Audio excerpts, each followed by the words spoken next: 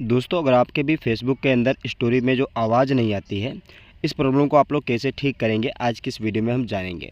जैसे कि आप लोग देख सकते हैं, यहाँ पर हम किसी भी स्टोरी को ओपन करेंगे तो यहाँ पर कोई भी आवाज़ नहीं आ रही है, जैसे कि आप लोग यहाँ पर देख पा रहे हैं। यहाँ पर हम दूसरी स्टोरी ओपन करते हैं, यहाँ पर भी आवाज़ नहीं आ रही है। तो अब हम इस प्रॉब्लम को कैसे ठीक करेंगे।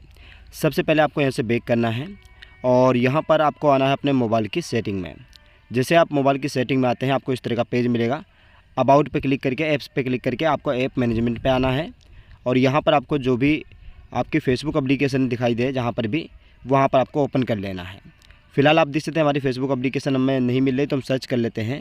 यहाँ पर लिखते हैं फेसबुक और फेसबुक एप्लीकेशन मिल चुकी है। अब इस एप्लीकेशन के स्टोरेज में क्लिक करेंगे, डाटा में चेक करेंगे डाटा चल रहा है या नहीं। स्टोरेज में क्लिक करने के बाद इसका क्लियर डाटा कर देंगे, दोबारा से ओपन करेंगे। प्ले स्टोर से जो है एप्लीकेशन को अपडेट करेंगे और आइए अब देखते हैं कि आवाज़ आती है या नहीं।